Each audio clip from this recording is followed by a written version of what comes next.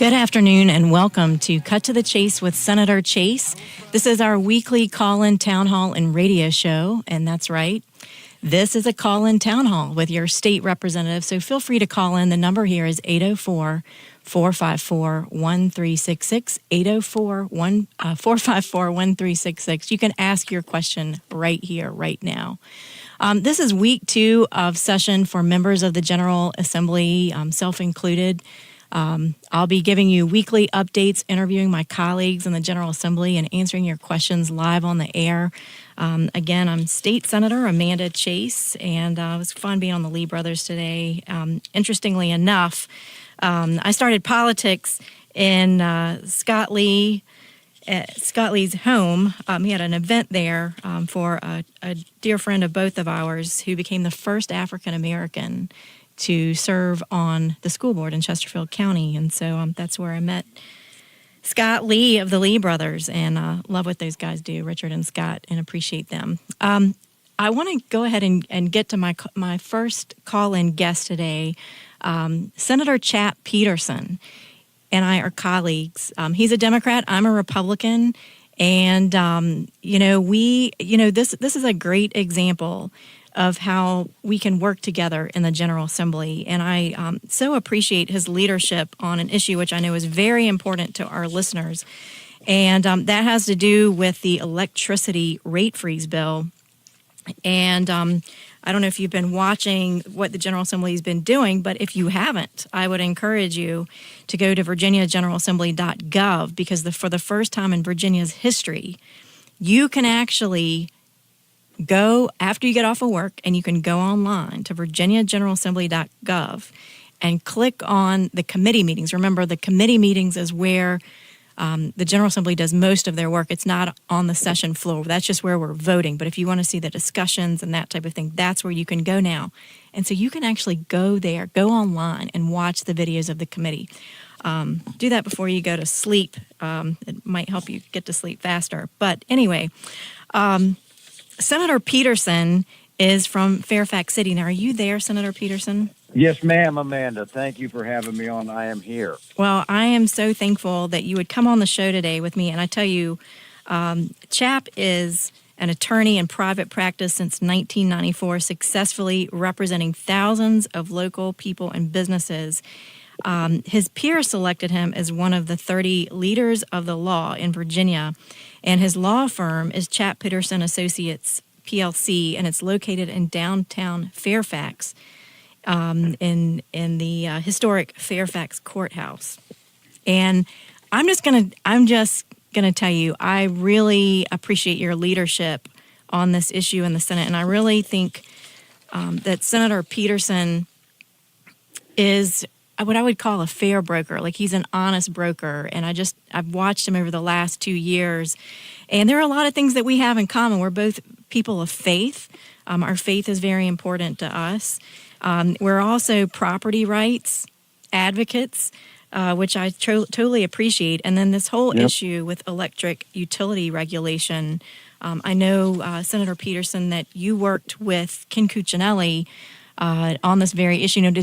Tell me how that all came to be, because I know y'all served in the Senate together at one point as well. Yeah. First of all, Amanda, thank you for having me on, and for all your listeners out there, I will say Amanda's been such a great breath of fresh air in the state Senate, serving with us since I think January of 2016, and I represent a Northern Virginia district, Central Fairfax, Western Fairfax County, and obviously, Amanda, you have Chesterfield, Colonial Heights, what else? Amelia? And Amelia. Yeah, that's okay. That's it. Yes. So she's doing a great job, and I appreciate that, and I really appreciate her help on the rate freeze bill. Let me give you a little bit of background about how it got started, or my involvement got started. I began serving in the House in 2001, and was elected. Actually, 6 months later, in a special, Ken Cuccinelli was elected. And our districts overlapped, so I was a delegate, he was a senator, but we were representing the same people. And we were both about the same age and had families of the same age. So we hit it off, and Ken was kind of moving up at a faster clip than I was. He went on to become Attorney General, but we also served in the Senate together. And we had different issues, different priorities, but we also had one similar issue in that we kind of like to rock the boat a little bit. And I knew that he had an interest in, for what I'll call sort of taking on the big companies, the big monopolies, and standing up for consumers. And this whole rate freeze bill had been passed in 2015. It essentially what it did was it suspended the ability of the State Corporation Commission to issue refunds to consumers. And you might normally think, oh, well, if a rate is frozen in place, that's good for consumers. Well, actually, it's not when the rate is frozen in place at an above-market price, and then additional charges are added on top of it through what are called rate adjustment clauses. And that's what the 2015 legislation did. It artificially took away the ability to issue refunds while at the same time allowing Dominion Power and the other power companies to continue adding charges. So it was a completely anti-consumer bill. It was not properly explained. Most people in the General Assembly had no clue what was going on, and there was no opposition to it in the sense of organized opposition because, you just have Dominion and all their lobbyists, and you don't have anyone else giving the other side. So I had voted against it, but there were really only 3 or 4 of us. And in 2017, the session last year, I decided to put a bill in to repeal it. And among other things, now that Donald Trump had been elected president and the Clean Power Plan had been ruled unconstitutional, and that was one of the reasons that Dominion said they needed this legislation. I said, well, hold on. Trump's the president now, and Clean Power Plan is no longer in effect, so you don't even have that excuse. We need to repeal it. And, I at first I was kind of out there on an island, and then I had people like Amanda who had my back. And so one of the first people to jump on board, and it was funny, he called me at home, and I never answer my home phone. And I just noticed that, like, the return dial on it said Cuccinelli, and I'm like, these people, what did they forget to, like, change over? I thought it was like a political call, and they had forgotten to change the caller ID. But I picked it up, and it was Ken, and he said, hey, he was representing Virginia Poverty Law Center on a lawsuit against the utility companies for bringing this bill. And so we talked through it. He shared with me his research, and then he and I decided to kind of go ahead and do a press conference together, and we did an op-ed together, and it turned out to be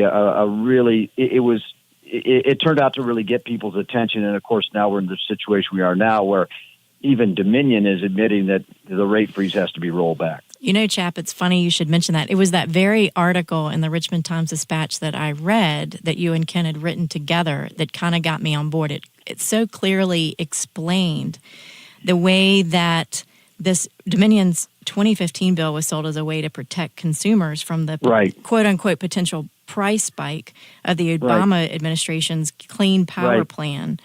But like you said, whenever... In reality, it did just the opposite. And it was interesting how it wouldn't take effect into 2022, the year after the refund freeze expired. Right. Yeah, no, I mean, it was... The whole thing was completely, just backwards. And it was frustrating for me and Amanda, without naming any names. I'm in the Democratic caucus, you're in the Republican caucus, and I would try and tell people in our caucus, look, you need to read the bill, you need to understand this, but there's a lot of pressure to just go along with legislation like this. 1, because it's complicated, and 2, because the powerful people support it, and 3, let's face it, money talks in politics, and when you have powerful supporters and powerful companies that make donations, let's face it, that has a difference. And so you feel like you're swimming upstream. Well, and it's interesting. I've been in politics. I actually worked for Cuccinelli for a while. I helped him get elected to Attorney General many years ago. And, I worked behind the scenes for 10 years before I ever ran for office. And it was a great opportunity to kind of figure out who's connected to who and, that type of thing. And it's the same thing when I got in office. Anybody, by the way, go to VPAP, Virginia Public Access Project, and you can actually Google search and see which of your legislators are how much money they're getting from Dominion. I don't get that much because I don't do what I guess they want me to do. Yeah, exactly. You're not going to get anything now, that's for sure. Yeah. But I mean, the people at Dominion, I mean, they're good people. I mean, don't get me wrong. I mean, I have a lot of employees in my district. I have, a lot of connections with, so they're not bad people, but I just think this policy is one that has not benefited the consumer. We've got a break that we're getting ready to go to, Chap, but Senator Petersen is going to be right back. We're going to talk about this rate freeze today because I think this is very important for you all to understand this. We're going to break it down and keep it simple for you. So stay tuned. We'll be right back with Cut to the Chase with Senator Chase and Senator Chap Petersen.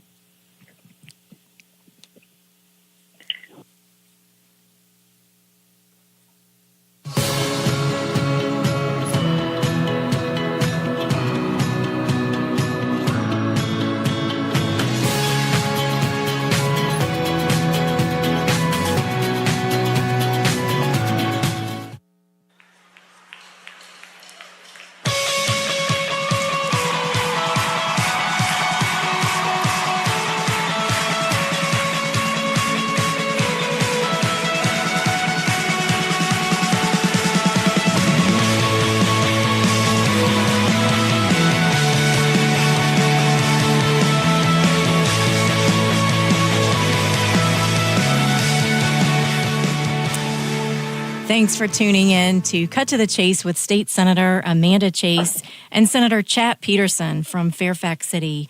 So we were talking about this whole issue with the rate freeze. I have some interesting facts for our listeners. According to the Energy Information Association, Virginians statewide pay the 10th highest electricity bills in the nation. Now, Chap. Yes. Is that what Dominion is telling us? No, I mean, you will consistently hear things like, we have the cheapest rates, in the Mid-Atlantic or this and that. And a lot of it is sort of how you slice and dice it. For example, yes, we have cheaper rates in Washington, D.C. or Maryland because they historically have had higher electric rates. They have different legal requirements, and they're also not as close to fuel sources as we are. So the fact is Virginia has the highest energy prices in the Southeast. We're above our peers. And we're above where we should be. The bottom line is, because of the rate freeze, we've effectively paid, just using rough numbers, about 10% higher electric bills than we should have. And this money should have been refunded. And this, I'm talking about, I think it's for like $426 million for 2016 that really should have been refunded, but instead was kept by the company. So you're talking a pretty substantial transfer of wealth there. It's interesting.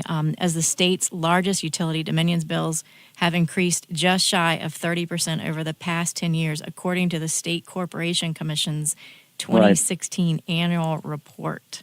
Right. That's while nuts. Fuel prices have actually been going lower. I mean, you think about natural gas; it's actually been relatively cheap. So, every other state has seen decreasing prices in the last couple of years, except Virginia. We've been locked in at these above market rates.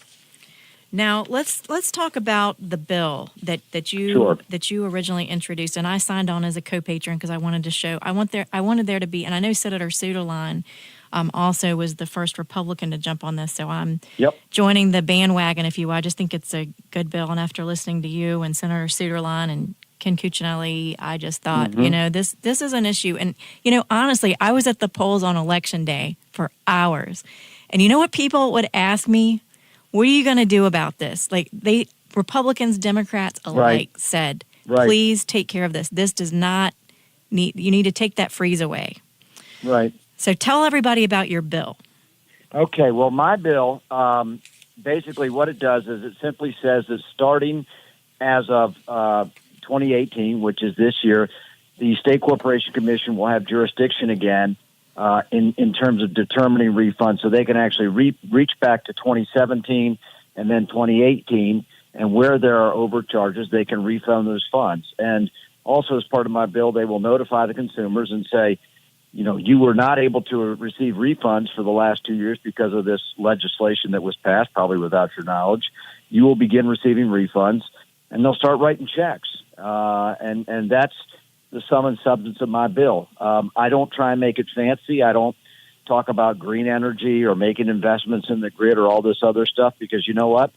That's a separate issue. My issue is about taking overcharges and giving the money back to the consumer. And I'll analogize it with my own business. I'm a lawyer, and let's say somebody comes to my office and I do $1,000 of work for them. Maybe I, write up a contract, and by mistake I send them a bill for $2,000.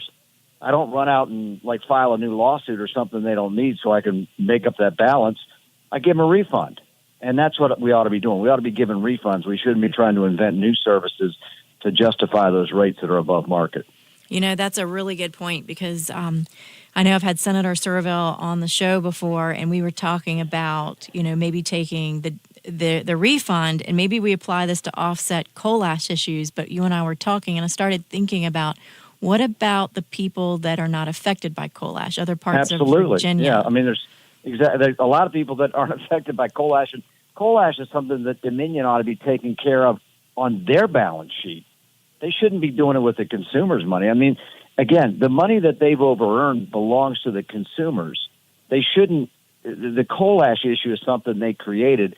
That's something they really ought to be addressing on their own balance sheet. I mean, again, in my family or in my business, if I have a liability, let's say I got to write a check for insurance, or I've got a, some type of situation I got to deal with, I'll deal with that. That's on my balance sheet. That's my liability. I don't go out and overcharge all my customers and say, gosh, I got to overcharge you because I have another liability I have to take care of.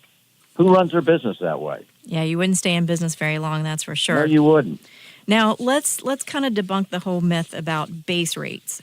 The base rates, and then there are fees that are racks that are right, rate adjustment clauses, right. Let's talk a little bit about that, because basically in the finance world, we would call this an effective rate as opposed to the base rate, because you're taking into account any additional charges that are put on your bill. These annoying little extra charges they put up and above what your base is. Explain that to our listeners. Right. So there's a base rate that's set by the State Corporation Commission, which is basically kind of the basic service that you get. And that's only about 60% of the bill, and that's what was frozen. And then on top of that, they have all these special rate adjustment charges, which could be anything from, a hurricane relief to building a new nuclear reactor to some type of green energy program. And the General Assembly will very often, and you can probably remember this, Amanda, they'll pass bills where those will be added as rate adjustment charges, or the State Corporation Commission may, on its own volition, add a rate adjustment charge. Let's say, for example, we get hit by a hurricane and Dominion has, $50 million in cost to clean up. Well, I get that. That's an extra charge, which they ought to, put into their rate base, and that's added to the bill. But the bottom line is, so the rates aren't frozen because you get all these rate adjustment charges that are added on top, and that becomes 40% of your overall bill. So while the base rate may be frozen, the bills keep going up. Unbelievable. It's unbelievable. And, we are going to get to the bottom of this. Tell everyone what has happened to your bill as of this point. I guess I should say our bill. Well, my bill was defeated in the Senate Commerce Committee, but never fear. I have refiled a similar version, which will be coming back to Senate Commerce. I refiled it today. It's not identical, but it is similar. I don't expect it to pass, but I will. I have a couple tricks up my sleeve in terms of having my bill come to the floor for a vote. I've also talked with the governor. I've let him know my position.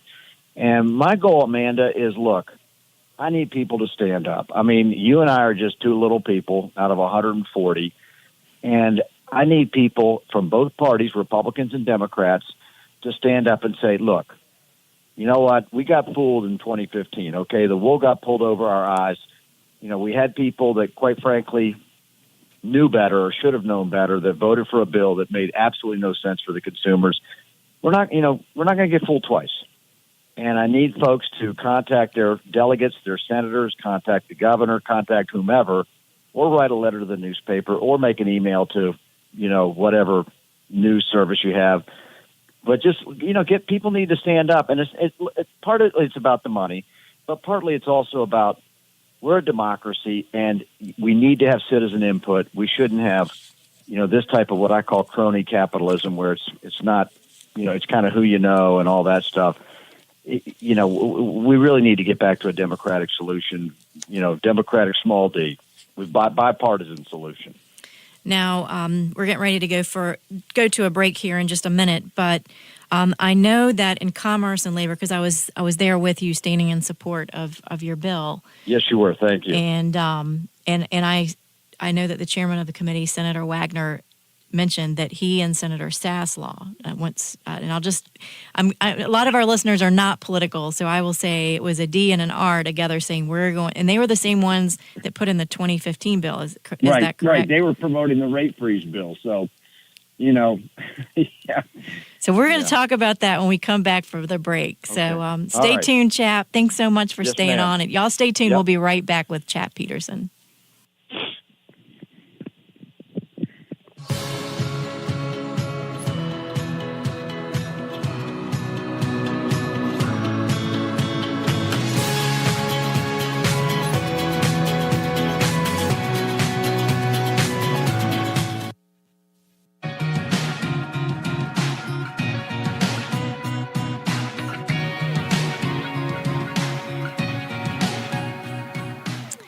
(804-454-1366), 804-454-1366. Give us a call and let us know how you feel about the rate freeze. And this is State Senator Amanda Chase with State Senator Chap Petersen. And, I hope you guys are encouraged that we can actually work together in the General Assembly to get things done. And Senator Petersen and I have been working together on this whole rate freeze issue. Senator Petersen, I know you had sent me this immediate release today for the Grid Transformation and Security Act of 2018 to save Virginians over $1 billion, and this was sent from the chairman of the committee. It looks like this came from Delegate Kilgore, who is in leadership. He's a Republican in the House. So right. It's almost like I think they want to redeem themselves. Like they were the ones to drop the bill that kind of created the issues. And like you said, realize that maybe this wasn't such a hot idea anyway, especially after the Clean Power Plant, that whole thing kind of changed. The climate changed, with the new administration. Yeah, the climate certainly changed. Yeah, big time. So what do you think about this press release that came out today? Do you think? I saw it, and first of all, I had to laugh because we were the ones who were saying a year ago that with the Clean Power Plan going away, that they needed to repeal the rate freeze. And Dominion, all the folks were saying, "Oh no, this could happen, that could happen." So it's 180 degrees for them to now back off the rate freeze. That's number one. Number two, Dominion and the companies, and by the way, you mentioned earlier, and I will certainly echo that people that work for any company in Virginia, they're doing the best and supporting the company and making money for the shareholders, and that's what they should be doing. They're doing absolutely everything correctly, and I have a lot of good friends that work for power companies. But my job is to limit their power politically. That's my job, and to stand up for consumers. And I look at a bill like that, and we all know, Amanda, that it's written by lobbyists for Dominion. I mean, we know that. I see Frank Wagner and Dick Saslaw walking around the halls of the General Assembly. They're not in a library up till 2 a.m. drafting 60-page pieces of legislation. They're just not. And so, obviously, if Dominion puts this bill in, maybe it's got some good points, maybe it's got some bad points, but it needs to be reviewed by an independent body. People that are not on Dominion's payroll, people that are not politicians that call up Dominion and ask for donations. It needs to be reviewed by an independent body that has expertise and can say, okay, this is what it's going to cost the taxpayer. If we don't do a full refund, if we only give them back a portion, and remember, all these companies are going to get a major financial windfall from the new tax bill that just got passed by Congress. So, how much in excess earnings do they stand to get? And what's going to happen with that money? And again, this goes back to my original point. Are we now starting to sort of add in new services that we didn't have previously in order to justify these higher rates? So to me, what I don't like is that they're taking two separate issues and mixing them together. It may be necessary to upgrade the grid. It may be necessary to incentivize Dominion to have more green energy.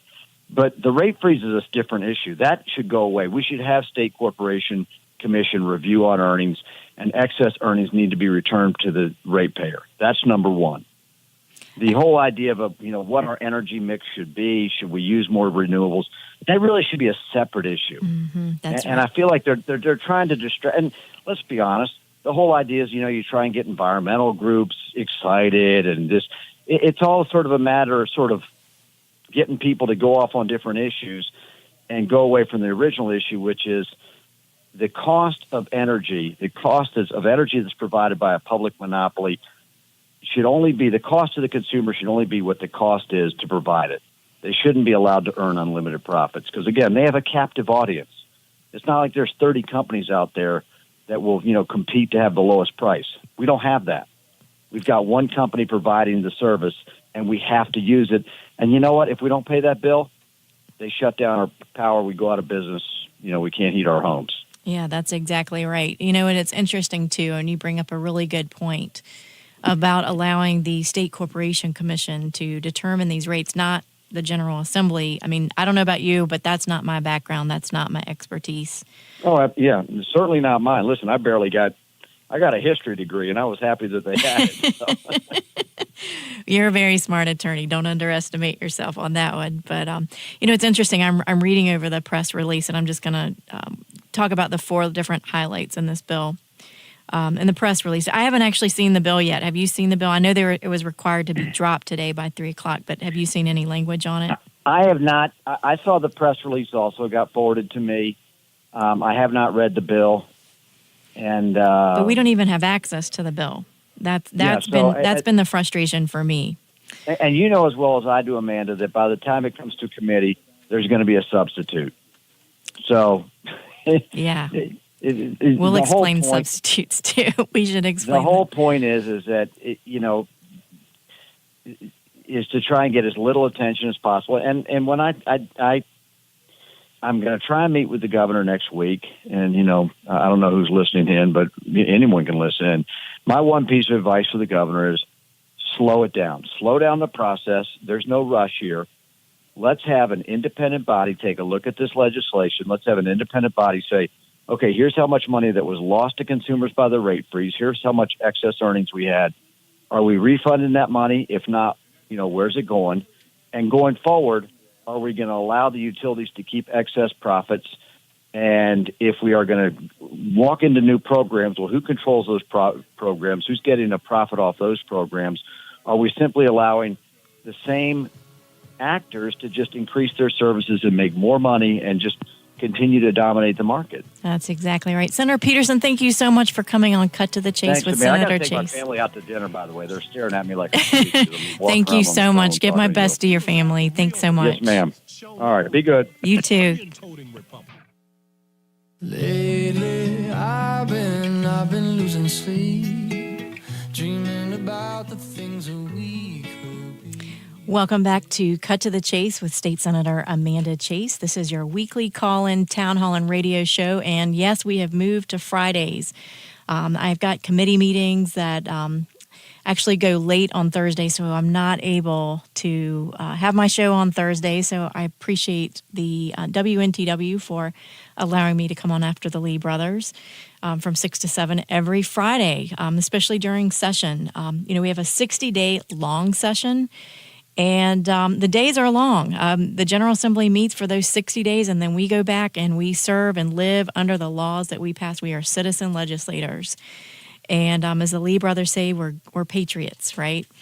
We're not politicians. We're citizen legislators. I know some of you just didn't like that I said that, but I'm not a politician. I'm not politically correct, and that's honestly why I did this show. I believe in transparency. I co-founded the Transparency Caucus to make sure that our government is transparent to the people that we serve. And I think there used to be a culture that there were representatives, people made these laws that were really just not reachable. And so when I got into office, I just see myself as a small business owner and mom of 4 kids that grew up in Chesterfield, and I ran for office for the people, and I represent you all. And every day I wake up, I know who I work for, and I don't let lobbyists or outside groups influence my decisions. A lot of people can't figure out where I am on some of these issues, but I'm going to vote my conscience on these and what I feel is best for the people that I serve, and that's kind of how I've kind of rolled, if you will. So I thank those of you who tune in, and I'm going to try to have one of my colleagues on. I'm going to figure out, what was the hot topic for the week, and a lot of my colleagues have already come on Cut to the Chase on Thursdays, and we've had Speaker Cox to come on, Speaker Kirk Cox, and Majority Leader Tommy Norman have been on in the last 2 weeks. So we'll have some really good updates for you so you know what's really going on. And again, 804-454-1366, 804-454-1366. You can call in with your questions.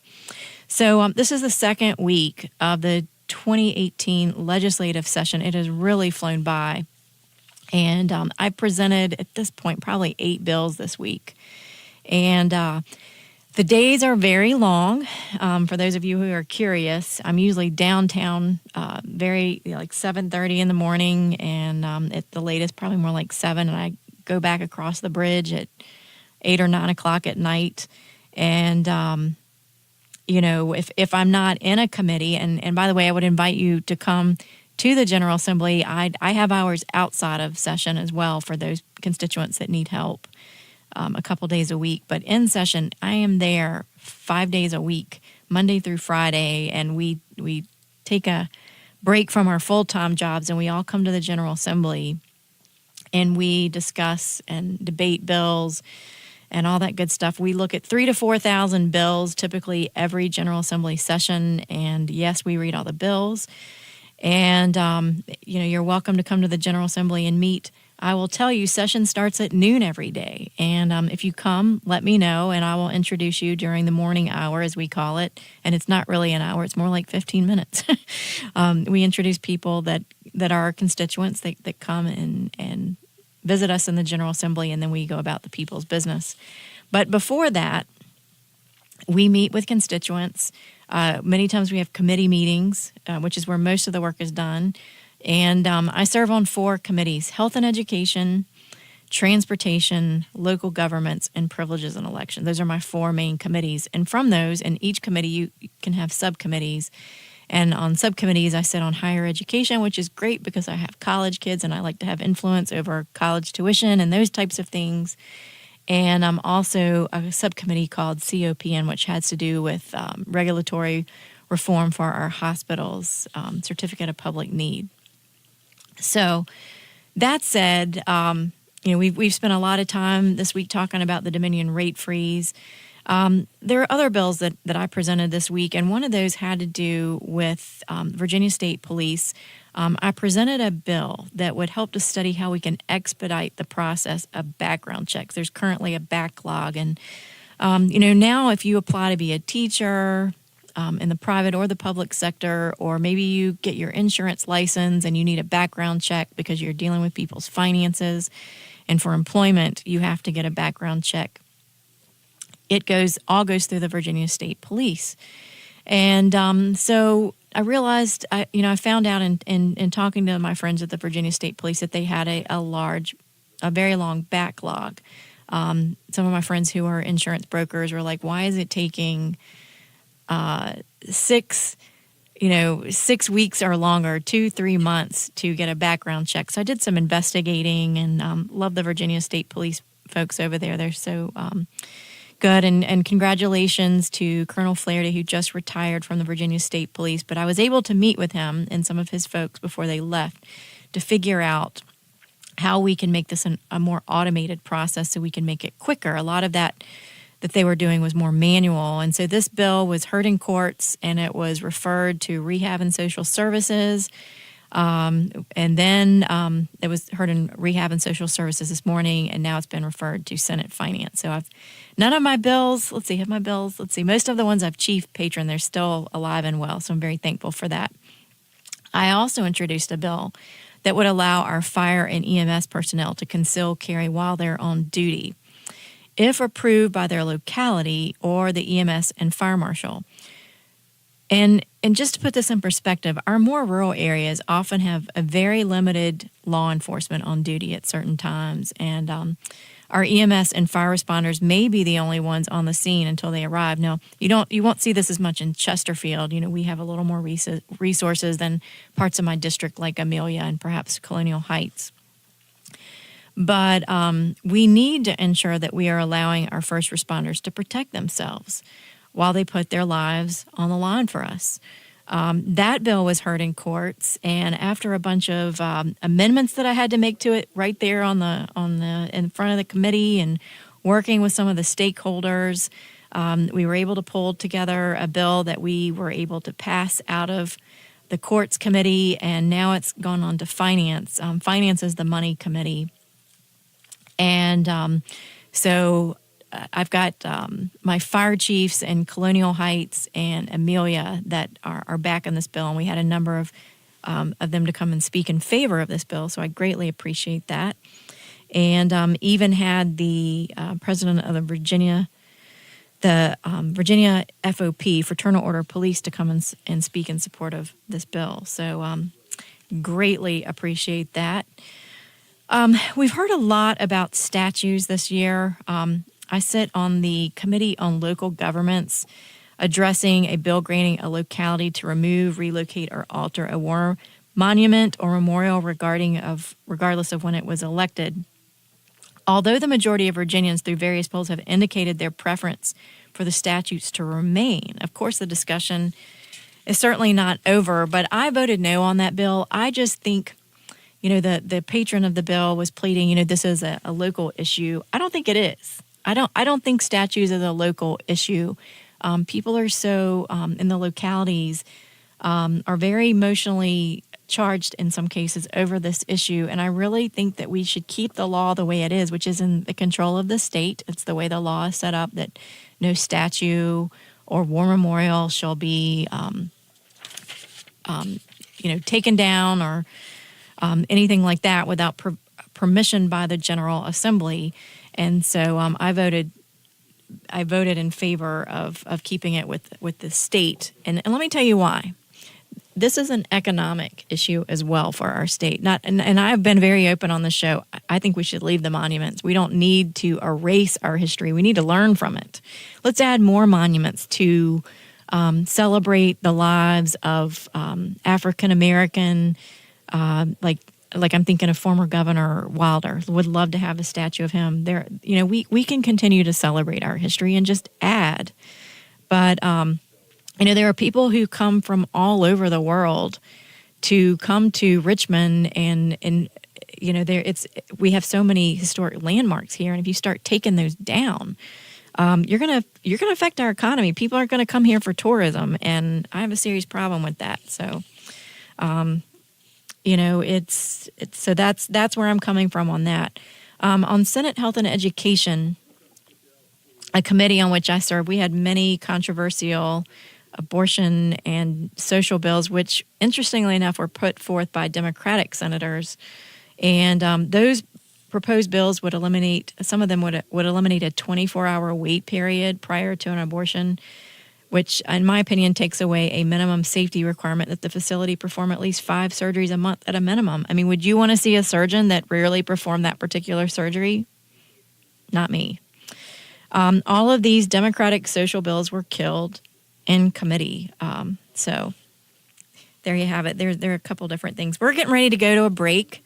When we come back, I'll talk to you about some other bills that came up before the General Assembly. We can talk about Medicaid. We've only got not very much longer on the show, but stay tuned. We'll be right back with Cut to the Chase.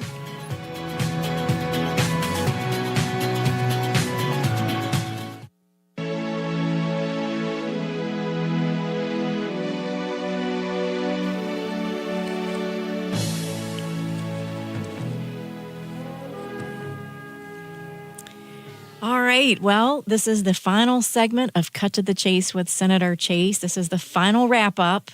My show is an hour, and I don't really consider it a show. It really is designed for you all to call in and answer your questions or just give you some information about, what's going on with your government, with your General Assembly. So I'm going to continue to hold this town hall every Friday now from 6 to 7 p.m. right after the Lee Brothers.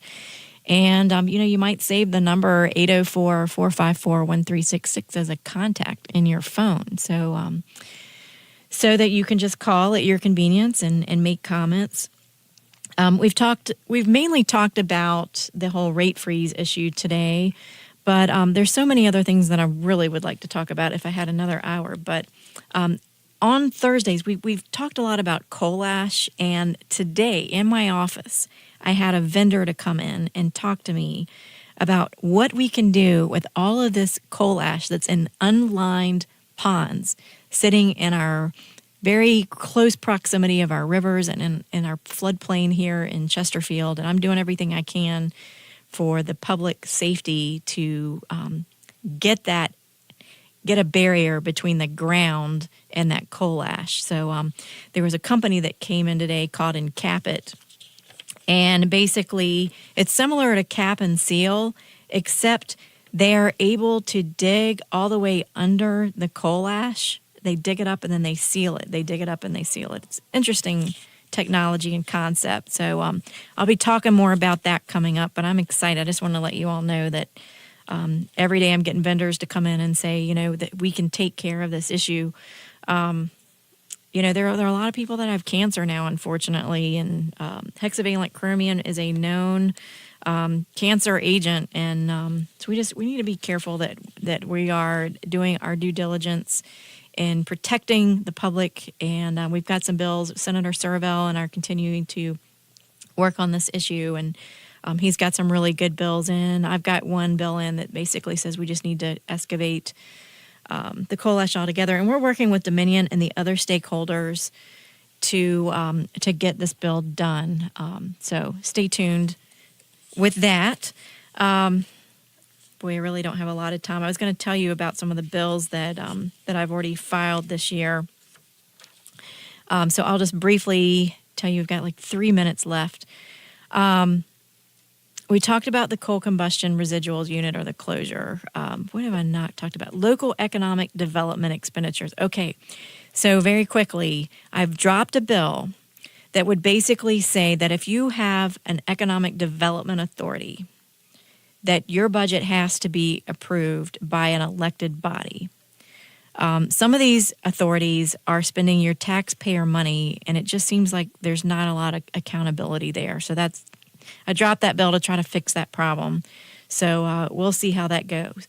I've also dropped Senate Bill 720, which is what I call a transparency bill for our constitutional officers who are running. If you vote on, when you vote, I'm going to say when you vote on election day and you get a ballot, you can see each of the candidates and whether they're a Republican or a Democrat or an independent, except for constitutional candidates. There is no provision in there for them to declare what party they're with. And so as a result, it causes confusion among voters who, want to vote one party or another. And so this allows the candidate to say, look, yes, it's a constitutional office, and we're talking about the positions of treasurer, commissioner, what else? Commonwealth's attorney, clerk of the court, those constitutional officers. It's going to allow them to designate their party if they want to. They don't have to. So that's one thing that we're going to do. I still put in my term limits bill. I put that in every year. It's a constitutional amendment, as well as a qualification of governor and lieutenant governor that you have to live here for 8 years before you can actually run for office. So anyway, we'll talk about these more as the weeks ahead approach, but stay tuned next Friday from 6 to 7 for Cut to the Chase with Senator Chase.